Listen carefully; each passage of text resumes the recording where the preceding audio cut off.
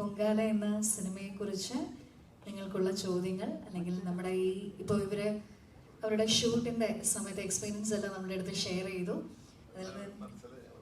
അതുകൊണ്ട് ചോദ്യങ്ങളില്ല എന്നാണോ? പിന്നെ ഇത് പറയുന്നുണ്ട് ആക്ഷൻ, ത്രില്ലർ, മീൻസ് കോമഡി, ഇതെല്ലാം കൊണ്ടുള്ള ഒരു മിക്സ്ഡ് ആണെന്നുള്ളത്.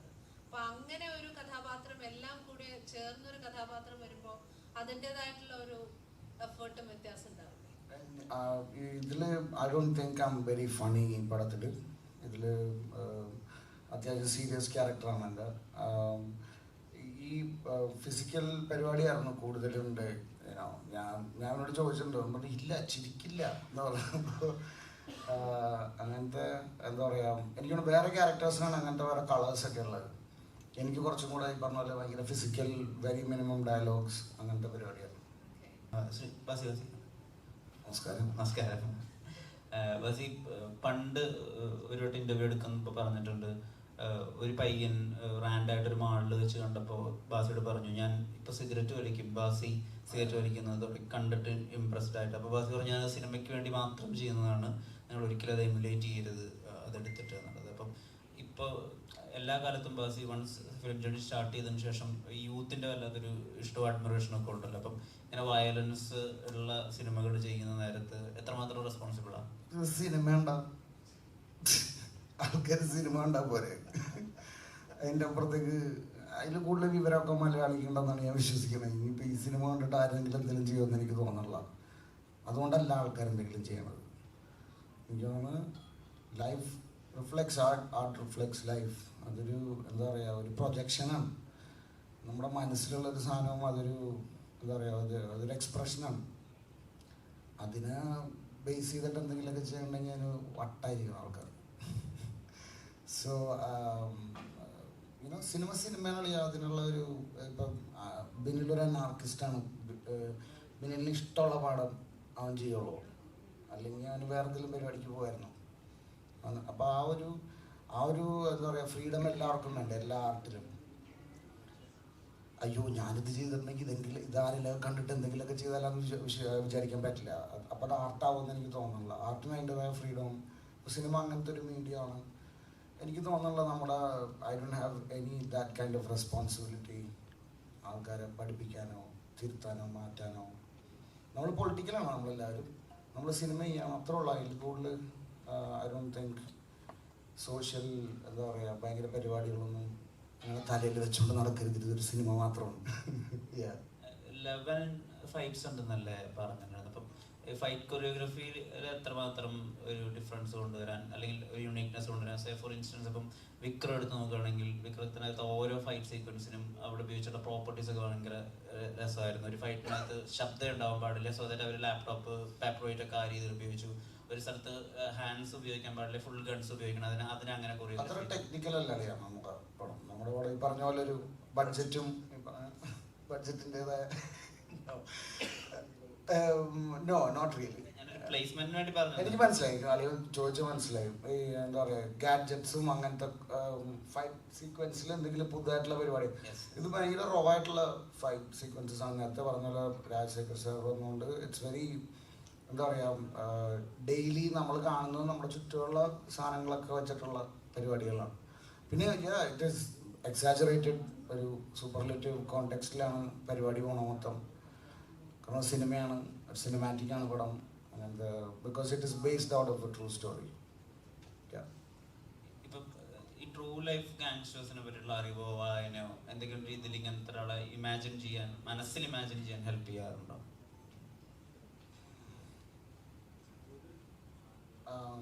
ഇല്ല അറിയാം, അങ്ങനെ ഭയങ്കര എനിക്ക് അങ്ങനത്തെ ആൾക്കാരൊന്നും പരിചയമില്ല. Gandhi, he was a gangster. Gandhi was a gangster, if you'd say, yeah. എനിക്ക് തോന്നുന്നില്ല അങ്ങനെ പുള്ള് ചെയ്യാൻ പറ്റിയ പേഴ്സണാലിറ്റീസ്, അങ്ങനത്തെ കഥയല്ല ഇത് കംപ്ലീറ്റ്ലി ബിനിലിൻ്റെ തലയിലുണ്ടായ കഥാപാത്രവും ഇറ്റ്സ് ഹിസ് എക്സ്പ്രഷൻ. ഇവന് ഭയങ്കര ഇഷ്ടമായിരുന്നു ഈ കഥാപാത്രം, എൻ്റെ നാട്ടിലുണ്ടായിരുന്നതാണ്. അപ്പോൾ ആ കഥ നമ്മുടെ തമ്മിൽ ഭയങ്കര എന്താ പറയുക, ഭയങ്കര വ്യത്യാസമുണ്ട്. പക്ഷെ ആ ക്യാരക്ടറിനെ ബേസ് ചെയ്താണ് നമ്മൾ പടം ഉണ്ടാക്കിയേക്കുന്നത്. അപ്പോൾ അപ്പോൾ എനിക്ക് വേറെ ഒരു എന്താ പറയുക വേറെ പേഴ്സണാലിറ്റി ഒന്നും അങ്ങനെ പുള്ളി ചെയ്യേണ്ട ആവശ്യം ഉണ്ടായിരുന്നില്ല. ഫുൾ യുനോ എനിക്ക് ഡാവിൻ്റെ ഫോട്ടോ വരെ ഉണ്ടായിരുന്നു അല്ലേ. So was good. അയാളിൽ നിന്ന് തന്നെയായിരുന്നു inspiration to answer your question. So ഈ പുറത്തൊക്കെ മലയാളത്തിന് പുറത്ത് ഐ മീൻ തമിഴിന് പുറത്തെങ്കിലും അറ്റ്ലീസ്റ്റ് ഈ ഗാങ്സ്റ്റേഴ്സ് ഒക്കെ ആയിട്ട് പെർഫോം ചെയ്യുന്ന സമയത്ത് അവര് കുറേയും കൂടി അവരുടെ ഫിസിക്കൽ ആട്രിബ്യൂട്ട്സിനനുസരിച്ചിട്ട് പലപ്പോഴും ആക്ടേഴ്സിന് എടുക്കുന്നതും ചൂസ് ചെയ്യുന്നതൊക്കെ സിക്സ് പാക്സ് വേണം, അല്ലെങ്കിൽ ഇത്രയും ഒരു വി ഷേപ്പ് ഓഫ് ഒരു അനോട്ടമി വേണം, അങ്ങനെയൊക്കെ രീതിയിൽ. ഇപ്പോൾ ബാസി കുറേയും കൂടി ഒരു സാധാരണ ചെറുപ്പക്കാരനായിട്ട് തന്നെ എല്ലാ കാലത്തും നിലനിൽക്കുന്നത്. സോ ഈ ഫിസിക്കാലിറ്റി എപ്പോഴെങ്കിലും മാറ്റണമെന്നോ മറിക്കണമെന്നോ ഒരു ഗാങ്സ്റ്ററിനെ പ്ലേ ചെയ്യുമ്പോൾ അങ്ങനെ ആലോചിക്കാറുണ്ടോ? ഞാനിപ്പോൾ ജിമ്മിൽ പോകുന്നുണ്ട്. Good good. അല്ല, ഇറ്റ്സ് വെരി എന്താ പറയുക, ഫിസിക്കലി ഇത്തിരി ബുദ്ധിമുട്ടാണ് ചെയ്യാൻ. അപ്പോൾ ഒരു അത്ലീറ്റിനെ പോലെ കുറച്ച് വർക്കൗട്ടൊന്നും ചെയ്തില്ലെങ്കിൽ ഈ പറഞ്ഞ പോലെ ഇത്തിരി ക്ഷീണം വരും. 21 ദിവസം ഇടി മാത്രം ഷൂട്ട് ചെയ്താൽ. അപ്പോൾ ഒരു ചേട്ടാ, ഇപ്പോൾ നേരത്തെ ചോദിച്ചതുപോലെ ഈ ഫിസിക്ക് മെയിൻറ്റെയിൻ ചെയ്യുന്നത് ഇപ്പോൾ വരുന്ന ഇപ്പോൾ റേച്ചലായാലും പൊങ്കാലയായാലും അതിനൊക്കെ ഈ പറഞ്ഞ ഒരു ചെറിയ ഒരു ആക്രമണ സ്വഭാവം ഉണ്ടല്ലോ ആ ക്യാരക്ടറിന്, ബേസിക് അതിൻ്റെ ബിഹേവിയറിൽ തന്നെ അതുണ്ടല്ലോ. അപ്പോൾ പണ്ടോട്ട് ഈ മെയിൻറ്റെയിൻ ചെയ്യുന്ന ഫിസിക്ക് ആ ക്യാരക്ടേഴ്സിനെ ഹെൽപ്പ് ചെയ്യുന്നുണ്ട്, അങ്ങനെ തോന്നിയിട്ടുണ്ട്? അതിപ്പോൾ നേരത്തെ ബാസിയോട് ചോദിച്ച ചോദ്യത്തിൽ വെച്ചാൽ നമ്മൾ ഈ പണ്ടൊക്കെ നമ്മുടെ സിനിമകളിൽ ഫൈറ്റിന് ഇമ്പോർട്ടൻസ് കൊടുക്കാതെ വന്നിട്ടില്ല. നമ്മൾ ഭയങ്കര ബഡ്ജറ്റഡ് ആയിട്ടുള്ള ഒരു ഏരിയയും നമുക്കാകെ 10-14 റിലീസ് സെൻറ്റർ മാത്രമേ ഉണ്ടായിരുന്നുള്ളൂ. ആ സമയത്ത് നമ്മൾ തമിഴ് തെലുങ്ക് പടങ്ങളൊക്കെ കാണുമ്പോൾ അവർക്ക് 35-36 ആ കാലഘട്ടത്തിൽ 90-കളിൽ. ഇപ്പോൾ നമുക്കിവിടെ 100 സെൻറ്റർ ഉണ്ടെങ്കിൽ അവർക്ക് 1000 ആയിരിക്കും. നമ്മുടെ ബഡ്ജറ്റ് എങ്ങനെയാണ്? ഈ തമാശ പടങ്ങൾ കേരളത്തിൽ നിന്ന് ഉണ്ടാകാൻ കാരണം ചിലവ് കുറച്ചെടുക്കാൻ പറ്റുന്ന കാര്യം. തമാശ നല്ല ഡയലോഗ് കൗണ്ടർ ഉണ്ടെങ്കിൽ എല്ലാവരും ചിരിച്ചോളും, പടം ഫുള്ളാവും. പക്ഷെ ഒരു ആക്ഷൻ പടം എടുക്കണമെങ്കിൽ കാശ് ചിലവാക്കണം. മനസ്സിലായില്ല? നല്ല കൊറിയോഗ്രാഫർ വേണം, നല്ല ഫൈറ്റേഴ്സ് വേണം, പ്രോപ്പർട്ടി നശിക്കണം. മനസ്സിലായില്ലേ? എത്രയും നാളാണ് പണ്ടൊക്കെ നമ്മൾ ഈ ഫിയറ്റും ഹെറാൾഡ് കാറും ഒക്കെ ചേർന്ന് ഇവിടെ കാറൊക്കെ നശിപ്പിച്ചുകൊണ്ടിരുന്നത്. ആ സമയത്ത് അവിടെ ബെൻസും അതിലൊക്കെയാണ് ചില കൊടുത്ത കാശ് മുതലാകണം. നമ്മളിപ്പോൾ 150 രൂപ എടുത്ത് ഒരു ആക്ഷൻ പടം കാണുമ്പോൾ നമുക്ക് അതിനകത്ത് തോന്നുന്നത് കൊള്ളാം. ഇവിടെ പണ്ട് നമ്മളൊരു ഗ്ലാസ് ബ്രേക്കിങ്ങിന് ഗ്ലാസ് തന്നെ വാങ്ങുന്നത് കഷ്ടമാണ്. മനസ്സിലായില്ലേ? എൻ്റെ ഈ കൈയൊക്കെ ഇതായത് ഞാൻ ടാറ്റു അടിക്കാൻ തന്നെ കാര്യം അങ്ങനെയാണ്. കാരണം പ്രൊഡ്യൂസർ തന്ന 10,000 രൂപ ആണ് ഒരു ഷോ ഗ്ലാസ്സിനെങ്കിൽ അത് ആർട്ട് ഡയറക്ടർക്ക് കൊടുത്ത് ആർട്ട് ഡയറക്ടർ അത് അടുത്ത ആൾക്ക് കൊടുത്ത് അത് വാങ്ങിച്ച് വരുമ്പോൾ 3000 രൂപ ഗ്ലാസ് ആയിരിക്കും വരുന്നത്. അത് ഇടിച്ചു കഴിഞ്ഞാൽ നമ്മൾ റിട്ടേൺ പറഞ്ഞാൽ അല്ലാണ്ട് പൊട്ടൂല. അപ്പം ആ കാലത്തിൽ നിന്നൊക്കെ മാറിയ നേരത്തെ പറഞ്ഞ പോലെ ഇപ്പം നമ്മൾ ഈ പറയുന്ന പോലെ കണ്ടമാനം ഇൻവെസ്റ്റ് ചെയ്യാൻ തുടങ്ങി ആക്ഷൻ പടങ്ങൾക്ക്. അതിനൊക്കെ ഏറ്റവും വലിയ കാര്യം ഈ ബാസിയുടെ ഒക്കെ മഞ്ഞുമൽ ബോയ്സ് തന്നെയാണ്. ഞാനത് എടുത്ത് പറയാൻ കാരണം പണ്ടൊക്കെ ഞാൻ വിചാരിച്ചിട്ട്, ഞാൻ ചെന്നൈയിൽ ജീവിക്കുന്ന ആളാണ്, പണ്ട് ഞാൻ വിചാരിച്ചിട്ട് നമ്മുടെ പടങ്ങൾക്ക് എന്താണ് ഇവിടെ വലിയ തിയേറ്ററുകളൊന്നും കിട്ടാത്തത്, പ്രത്യേകിച്ച് ഉദയം കോംപ്ലക്സ് അതുപോലുള്ള തിയേറ്ററിലൊന്നും കിട്ടാറില്ല. ഈവൻ മമ്മൂക്കയുടെ പടമൊക്കെ പണ്ട് നമ്മുടെ പഴശ്ശിരാജയൊക്കെ വന്നപ്പോൾ പോലും അത്ര വലിയ തിയേറ്ററൊന്നും അവിടെ കിട്ടിയില്ല. അതിനുശേഷം ഞാൻ നോക്കുമ്പോൾ നമ്മുടെ മലയാള പടം അവിടെ കയറിയിട്ട് ഈ മഞ്ഞുമൽ ബോയ്സ് ഒക്കെ വേറെ ലെവലില് അവിടെ സ്ഥിരം വിക്രമിന്റെ പടങ്ങൾ മാത്രം ഓടിക്കൊണ്ട് തിയേറ്ററിലടക്കം അത് കയറി കളിച്ചു കൊളുത്തി. അത് നമ്മൾ ആ കൊറോണ കഴിഞ്ഞതിന് ശേഷം നമുക്കുണ്ടായ ഏറ്റവും വലിയൊരു ഭാഗ്യമാണ്. കാരണം മലയാളത്തിന്റെ ലെവൽ എന്താന്ന് ഇന്ത്യ മുഴുവൻ ലോകം മുഴുവൻ മനസ്സിലാക്കിയത് ആ കൊറോണ സമയത്ത്. കാരണം എല്ലാവരും ഇരുന്ന് ഈ പടങ്ങൾ കണ്ടപ്പോഴാണ് മലയാള സിനിമയുടെ മഹത്വം മനസ്സിലായത്. അപ്പോൾ ഇവിടെ നമുക്ക് മനസ്സിലായി ഇനി മലയാളം പടങ്ങൾ വളരെ കുറച്ച് ഇൻവെസ്റ്റ് ചെയ്തിട്ട്, മറ്റുള്ള ഭാഷകൾ ഇൻവെസ്റ്റ് ചെയ്യണതിൻ്റെ 4 ഇൻവെസ്റ്റ് ചെയ്താൽ ഗംഭീര വിജയം കൊയ്യാമെന്ന് മനസ്സിലാക്കിയിട്ടാണ് ഇതുപോലുള്ള പടങ്ങൾ ഉണ്ടാകുന്നത്. ഇപ്പോൾ ഈ പറയുന്ന ഇപ്പം നമ്മുടെ പൊങ്കാലയ്ക്ക് വന്നാൽ തന്നെ ഇത് വെറുതെ ഒരു 11 ഇടി പണ്ട് നമ്മുടെ പടങ്ങളിൽ ഉണ്ടായിട്ടുണ്ട്. ബാബുവാനിയുടെ പടങ്ങളൊക്കെ ഉണ്ടായിരുന്നു.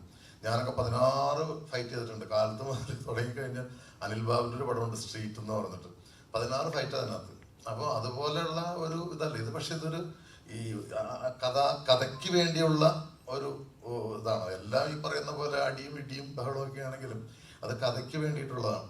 അപ്പോൾ അതിന് അതിൻ്റെതായ ചെലവുണ്ട്. പിന്നെ ഇപ്പം എന്നോട് ചോദിച്ചത് എന്താ വെച്ചാൽ ഇപ്പം ഫിസിക്സ് എങ്ങനെ കൊണ്ടു നടക്കുന്നു എന്നുള്ളതെന്ന് വെച്ച് കഴിഞ്ഞാൽ ഇവരോടൊക്കെ ഇപ്പോൾ പിടിച്ചു നിൽക്കണ്ടേ. ഇപ്പോൾ ഈ പറയുന്ന ഹണീബി കഴിഞ്ഞിട്ട് ഇപ്പം നമ്മൾ എത്ര വർഷമായി? 10 വർഷം കഴിഞ്ഞല്ലേ? 10 അല്ലല്ലോ, 12 വർഷം കഴിഞ്ഞു. അപ്പം അതിനുശേഷം ഇനിയും അതുപോലെയൊക്കെ വരുമ്പോൾ ഇവരുടെ സഹോദരനായിട്ടോ അല്ലെങ്കിൽ അപ്പനായിട്ടോ അപ്പനായിട്ടോ ഒക്കെ ഇങ്ങനെ പോകണ്ടേ. അതുകൊണ്ട് ഇങ്ങനെ പോകുന്നത്. പിന്നെ അതൊക്കെ ഓരോരുത്തരുടെ ഓരോ എന്താ പറയുക. എന്നെ സംബന്ധിച്ചിടത്തോളം എനിക്ക് ഈ ആഴ്ച ഒരു 5 ദിവസമെങ്കിലും എന്തെങ്കിലുമൊക്കെ കസരത്ത് കാണിച്ചില്ലെങ്കിൽ എനിക്കെന്തോ അസുഖം വന്ന പോലെ തോന്നും. അതുകൊണ്ട് അങ്ങനെ മുന്നോട്ട് പോകും. അലൻസിർ സാർ, റൊമാൻറ്റിക് സീൻ വല്ലതും എക്സ്പെക്ട് ചെയ്യാമോ? ഞങ്ങളെ കേട്ടിട്ടുണ്ട്. ആരാണ് ചോദിച്ചത്? ആ വേഷം താ, ഞാൻ ചെയ്ത് കാണിച്ചു തരാം. തൻ്റെ ഉണ്ടെങ്കിൽ വാ, വെല്ലുവിളിക്കുക. എന്താ റൊമാൻറ്റിക് വേഷത്തിന് പ്രശ്നം? ഈ 2 ഗുണ്ടകൾക്കോടൊപ്പം എനിക്ക് അഭിനയിക്കാൻ പറ്റുമെന്നുണ്ടെങ്കിൽ സുഹൃത്തുക്കളെ, ഇത്രയേ ഉള്ളൂ. നിങ്ങൾ എന്നിൽ നിന്ന് പ്രതീക്ഷിച്ച ഇതാണെന്ന് എനിക്കറിയാം. എന്നെ വിളിച്ചു വരുത്തുമ്പോൾ നിങ്ങൾക്ക് നാളെ ഒരു കോട്ടയിലിടണം. അലൻസിയർ ഇങ്ങനെ പറഞ്ഞു, പക്ഷെ ഞാനൊന്നും പറയുന്നില്ല. ഞാൻ സത്യസന്ധനായി അഭിനയിച്ചൊരു നടനാണ് ഈ സിനിമയിൽ. ഒരു പോസ്റ്ററിൽ പോലും എൻ്റെ ചിത്രം നിങ്ങൾക്ക് കാണാൻ പറ്റില്ല. എൻ്റെ ആത്മാവ് ഈ സിനിമയിലുണ്ട്. കണ്ട, എൻ്റെ ആത്മാവ് ഈ സിനിമയിലുണ്ട്. ഇവൻ പുത്രനാണെങ്കിൽ ഞാൻ പരിശുദ്ധാത്മാവാണ്. അത്രയും പറഞ്ഞ് ഞാൻ ഈ സിനിമയെ കുറിച്ചുള്ള എൻ്റെ അനുഭവം പറഞ്ഞു നിർത്തുകയാണ്. I am the spirit of this movie Pongala. എൻ്റെ ജീവിതത്തിൻ്റെ ആഘോഷമാണെന്ന് ഞാൻ നിങ്ങളോട് പറഞ്ഞു കഴിഞ്ഞാൽ ഇയാൾ ഇത്ര ഫൈറ്റ് ചെയ്യുമെന്ന് നിങ്ങൾ ചോദിക്കും. ഞാൻ ഫൈറ്റ് ചെയ്യും. എത്ര അല്ല ഈ ജാക്കി ചാൻ എത്ര പരിക്കുകളുണ്ടെന്നറിയോ? കയ്യിലെ പൊട്ടൽ എത്ര ഉണ്ടെന്നറിയോ? നിങ്ങൾ ആരെങ്കിലും അന്വേഷിച്ചിട്ടുണ്ടോ? നിങ്ങൾ ഈ 11 ഫൈറ്റിനെ കുറിച്ച് ആഘോഷിക്കുന്നു, വർത്താനം പറയുന്നു. ഇവൻ എത്ര പൊട്ടൽ കിട്ടിയിട്ടുണ്ടെന്ന് നിങ്ങൾ അറിഞ്ഞിട്ടുണ്ടോ? അപ്പുറത്തിരിക്കുന്ന മഹാനായ മദ്രാസിൽ സിനിമ തുടങ്ങിയ മനുഷ്യൻ ഇങ്ങനെ ഒന്ന് കൈചേർത്ത് പിടിച്ചു കഴിഞ്ഞാൽ ഇവന്റെ എത്ര എല്ല് പൊട്ടുമെന്ന് നിങ്ങൾക്ക് അറിയോ? അതൊരു അച്ഛൻ വേദനിക്കും അത് കാണുമ്പോൾ. ആ വേദനയാണ് ഈ സിനിമയിൽ ഞാൻ അനുഭവിച്ചത്. Okay, thank you. ബാക്കി നിങ്ങളുടെ സിനിമ മനസ്സിലാക്കി. ആരാ ശരിക്കും അലഞ്ചേട്ടനോട് ചോദ്യം ചോദിച്ചത്?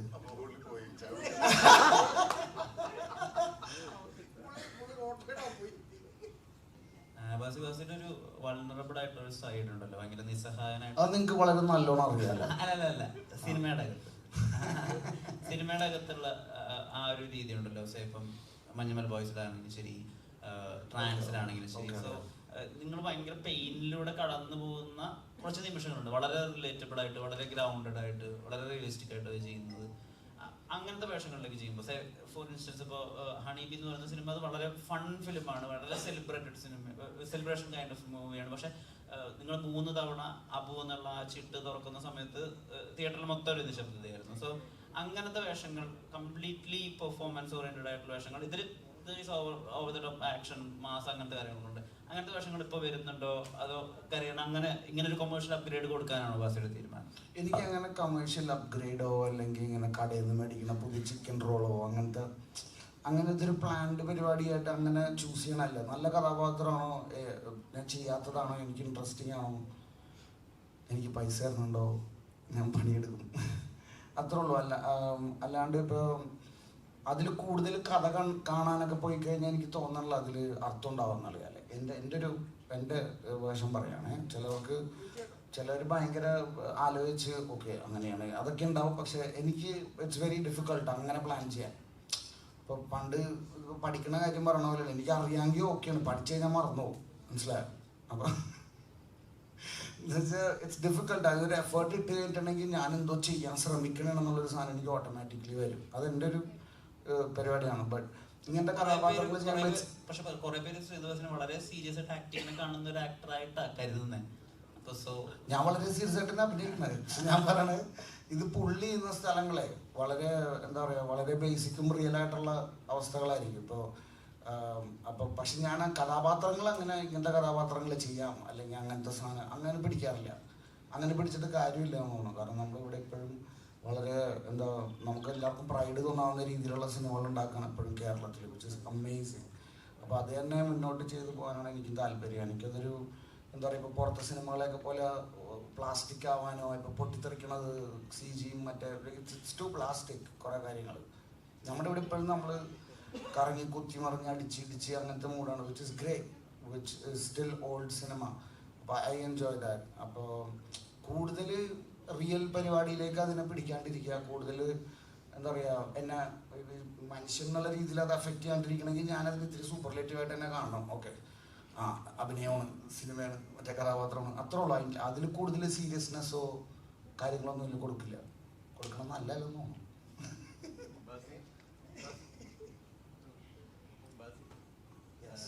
ഈ ഒരു സിനിമയുടെ ടീച്ചർ നമുക്കൊരു സൗഹൃദത്തിന്റെ വലിയൊരു Yeah. അപ്പൊ ബാസിയുടെ സൗഹൃദവും എത്രത്തോളം ഈ ഒരു സിനിമയെ സ്വന്തം ജീവിതവും ശരിക്കും പറഞ്ഞാൽ അഭിനയിക്കുമ്പോൾ നമുക്ക് ഫീൽ ചെയ്യുമല്ലോ. Yeah. അതുമായിട്ട് Are you asking if my friends betrayed me? Well, I guess you have friends അല്ലേ അങ്ങനത്തെ കൂട്ടുകാർ who betray you. But ഇല്ല മച്ചാനെ, ഇത് സിനിമയല്ലേ, അപ്പോൾ എപ്പോഴും നമുക്ക് കിട്ടുന്ന കഥാപാത്രം നല്ല ഉഗ്രനായിട്ട് ചെയ്യാം.